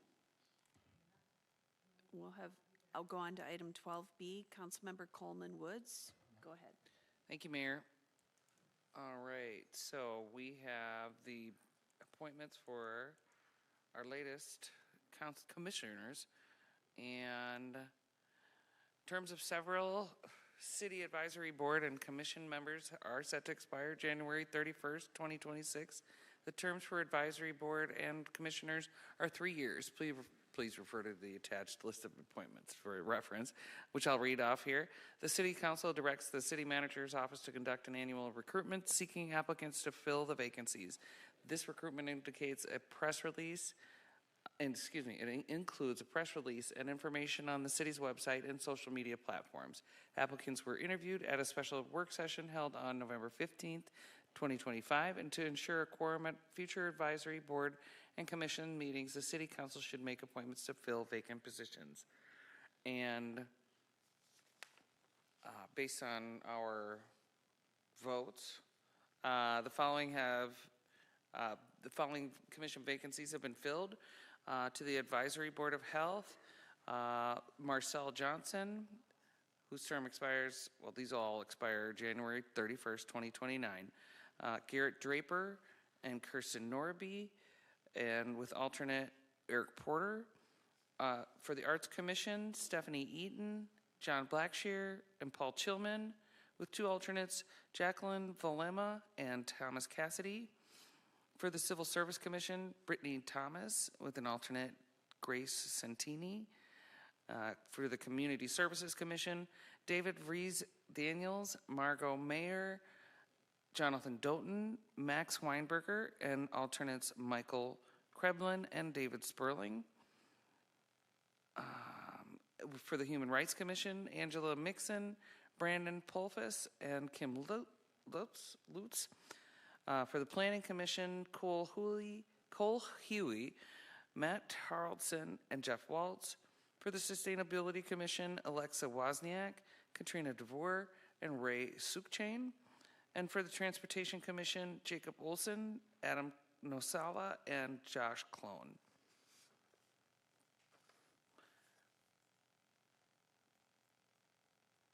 And if anything, I'd make a motion to appoint the members to fill the expiring or vacant terms on city advisory boards and commissions referenced in the attached list.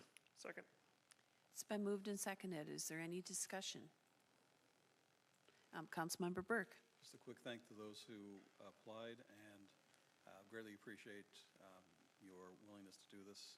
It's very important that the city have new commissioners and new blood to further those missions. Thank you.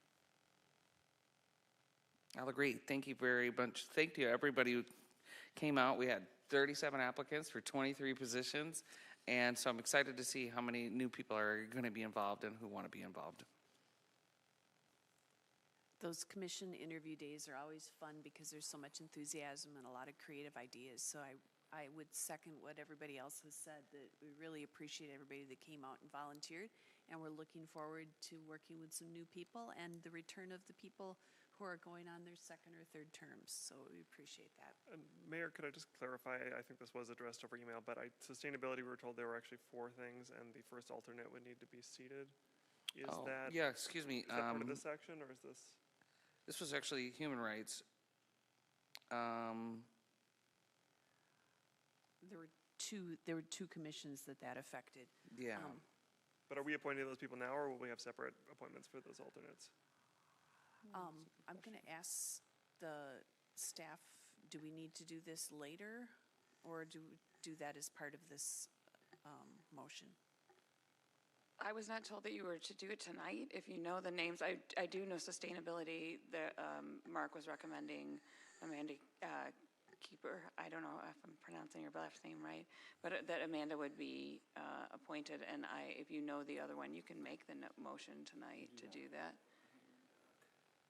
Okay, so for the people who are from the general public that are listening, on the Human Rights Commission, one of the commissioners moved, and so he was no longer eligible to be on the commission. So we were recommending that the first alternate, Tim Franson, would take that spot and complete the term, and so he would start February 1st when the new term started. And then also, we realized that there was a 4th vacancy on the Sustainability Commission, so the first alternate there was Amanda Keeper.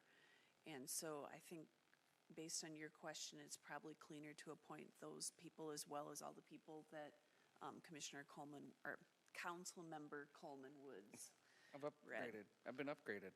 And I would move to add those new commission members based on the recent movement.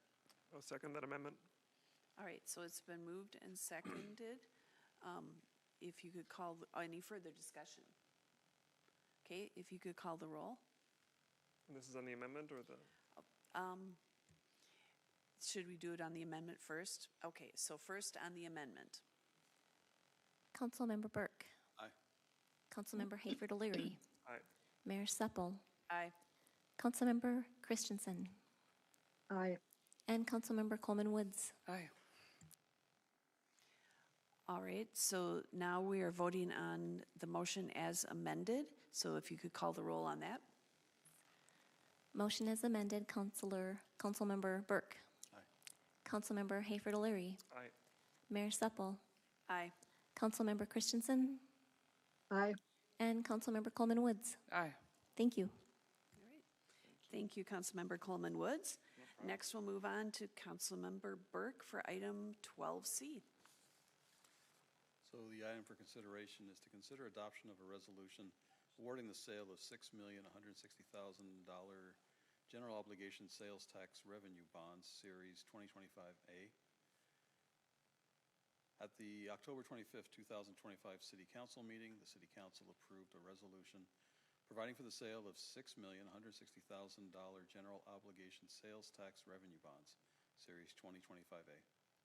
These bonds will finance improvements to the Wood Lake Nature Center and the Veterans Park Complex project. Bids on the bonds are due in the offices of Ellers and Associates, Inc. on Tuesday, November 25th, 2025.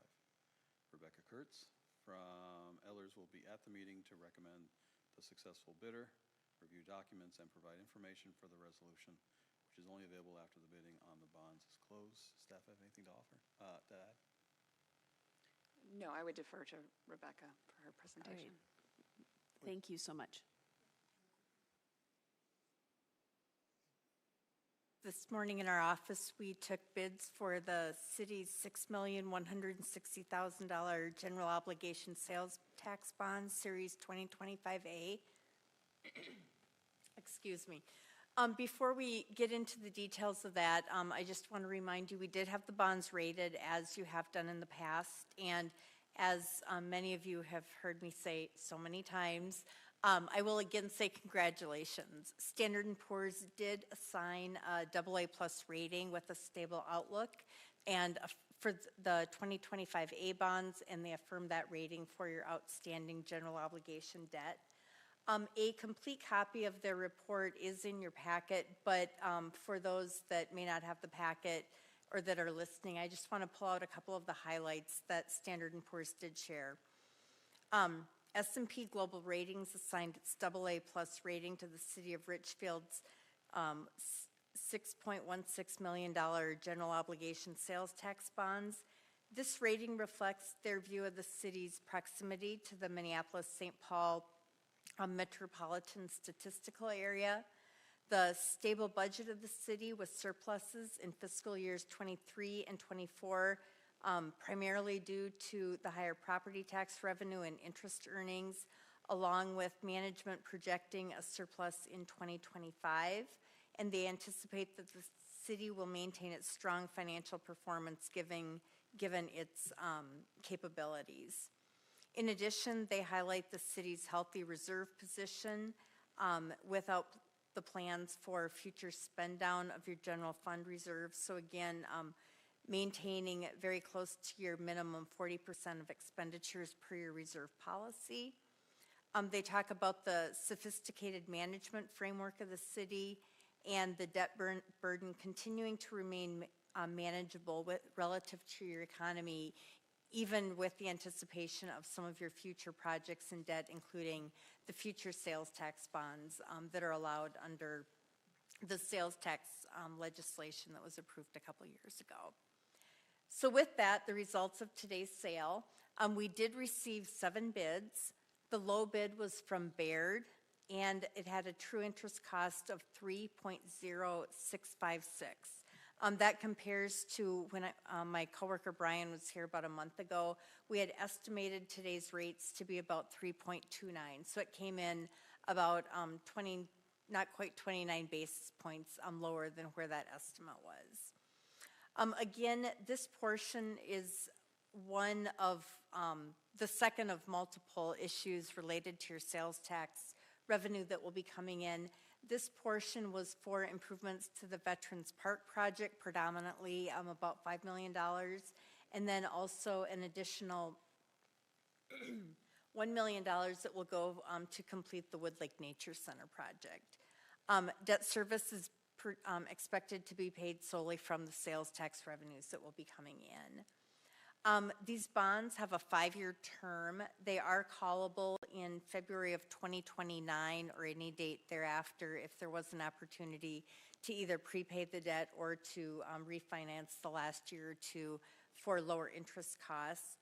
And with the way the structure is, we have factored in the revenue that we will completely pay the debt that was issued in 2024 from the sales tax revenue. The 2025 debt that we are proposing to award today will be paid solely, and there is money left over then because we do recognize that there is a third issue anticipated in 2026 to continue these projects. It is the goal that all 3 of the 24, 25, and 26 sales tax bonds would be paid in full, or that's the goal, by the time that debt would be issued for the community center at some point in the future. So we will continue to monitor that. There's some unknowns still at this point in time, but that is the plan, and it is structured with that to be the plan. With this, we are recommending awarding to Baird with the true interest cost of 3.065. And if you choose to do so, funds would be available on December 18th. There is a resolution in your packet, or that was forwarded, updated later today, that was drafted by your bond attorney that does recognize today's sale and the final results. And with that, I'm happy to answer any questions. Thank you. Are there any questions? I was pleased to see the bond rating. My question would be, I'm assuming if it's a good bond rating, then that's what part of the reason we got the lower interest rate, because we're a stable risk factor. I was going to say, absolutely. You have a long history of having a very solid, very good bond rating, and a long history of solid financials, good planning, all of those things that continue to support that. So at this point in time, in the rating report, it talks about no concerns with a change or seeing that change in the near future. The one thing I will just comment on that is, I know, and it's again addressed in the rating report, there's that question of what will it take to get to that next level, and that is always a discussion that we have after we do receive the rating from Standard & Poor's.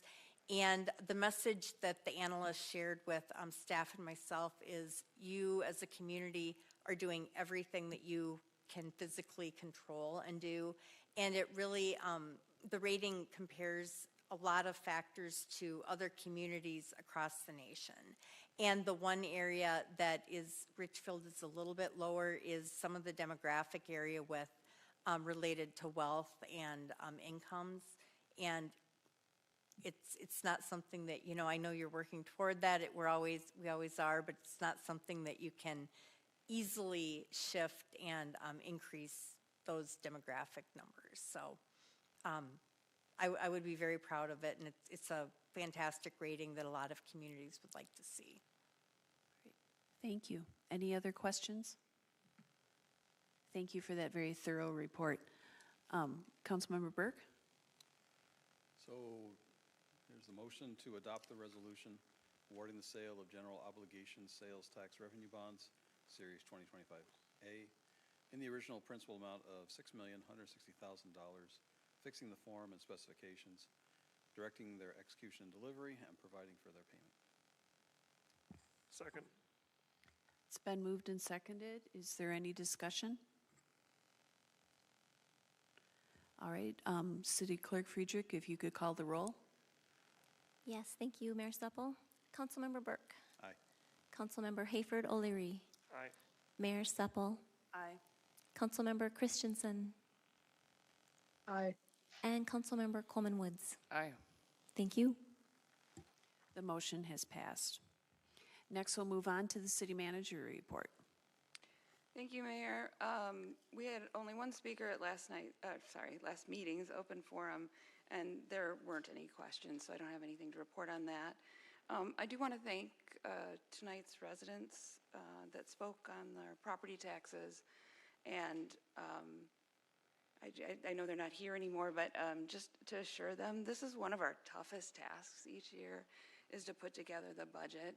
It's really hard to keep the property taxes low and then keep delivering the services that people, expect. We also are dealing with increased costs. So we're also trying to catch up on some maintaining our fixed assets, and that's a long-term goal that we're making good progress on. But again, I thought that the comments were really thoughtfully delivered, and so we will keep those in mind as we put together future budgets. It's also a big challenge just putting the budget document together, and our budget cash and debt manager, Steve McDaniel, he had to hit the ground running, and he did a great job this year, so thank you very much. I also wanted to thank council and staff for the good discussion on the legislative platform. We just discussed that at the work session. I feel like we improve the process each year on that. It does seem to get more complicated each year, all of those issues, and I am always impressed with the depth of our staff's knowledge on the technical details, and then also council's really good questions and guidance on it. So I guess I'm in the spirit of Thanksgiving tonight and spreading gratitude. So thank you. Thank you. Next, we'll move on to council discussion. Councilmember Burke. In that similar spirit, just wishing everyone who's listening a happy Thanksgiving. A lot of challenges in the world right now, and hopefully you can find things to be thankful for. Councilmember Hafer-Leary. No items tonight. Councilmember Christensen. I have nothing tonight. All right. Councilmember Coleman Woods. Sorry, I am out of words at this hour. It is one of our longer meetings. Thank you. So I wanted to thank all the staff for figuring out a way to do attendance for Councilmember Christensen so she could attend remotely and making that all work. And also thank you for the budget presentation and the truth and taxation work. I appreciate it. I do have a couple of announcements. We have an opening on our HRA that's going to be coming up, and so applications are now open for the Housing and Redevelopment Authority, and they will be open through December 15th. So if you're interested in those types of things, please fill out an application. And then I just received official notice that I'm on jury duty from January 5th through January 16th. And so I don't know if I'll be at the council meeting on January 13th. It depends if I get elected for jury duty. So I just wanted to let our Mayor Pro Tem know that he may be on duty if I get selected. Thank you. Also, one of the things we do in January is we appoint the liaisons and representatives. So we have passed out the list, so if you can get back to me with your feedback on whether or not you want to continue with what you're currently doing, or if you want to mix it up and go to a different thing, and just let me know before the December 9th meeting, that would be great. And the final thank you is to everybody that was involved with the House bonding tour. Shout out to Representative Howard, who kicked us all off for that, and all of the members of the legislature that sat and listened to our plea for money after we were the last one of an entire day of them listening to requests. So we were hopefully ended on a high note.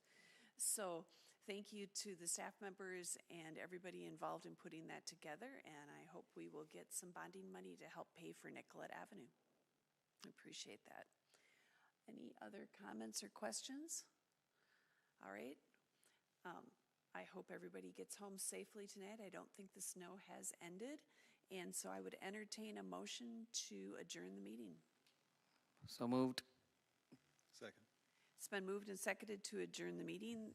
There's no discussion on that, but we do have to do one final roll call vote of the evening. Yes, thank you, Mayor Supple. Councilmember Burke. Aye. Councilmember Hayford O'Leary. Aye. Mayor Seppel. Aye. Councilmember Christensen. Aye. And Councilmember Coleman Woods. Aye. Thank you. We stand adjourned. Thank you.